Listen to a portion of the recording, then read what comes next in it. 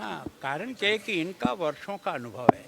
इन्होंने कई क्षेत्रों में अपने अपने योग्यता के आधार पर काम किया है। मैं भी चूंकि यहाँ का प्रशासक हूँ, इसलिए ऐसे अच्छे लोगों का अगर मुझे भी राय मिले तो मैं अपने डिपार्टमेंट को और अच्छे ढंग से कर सकता हूँ।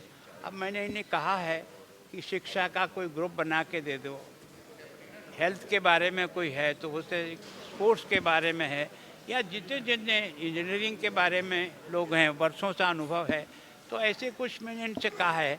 अभी जैसे ग्रुप बनाएंगे तो मैं इनको अपने एडवाइज़र के रूप में नियुक्त करूंगा और समय समय पर इनसे बातचीत करके अपने डिपार्टमेंट में क्या मैं सुधार कर सकता हूँ प्रयत्न करूँगा। सर, एक देश एक चुनाव को आप देश के लिए कितना हितकारी मानते देखो, हैं? मैं तो शुरू से ही, क्योंकि मैं उस पीढ़ी में पैदा हुआ हूँ जिस समय एक देश में एक ही दिन चुनाव होता था।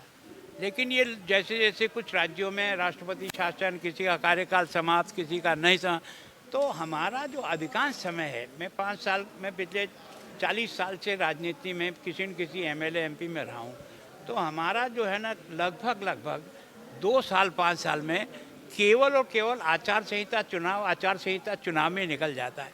तो मैं सोचता हूँ हमारा मैन पावर का भी उपयोग नहीं होता है, और बार बार जो पैसा खर्च होता है और आचार संहिता लगने के कारण से विकास जो अवरुद्ध होता है, मैं सोचता हूँ उस दिन सारे चुनाव अगर हो जाए तो निश्चित रूप से पैसा भी बचेगा और काम की गति बढ़ेगी।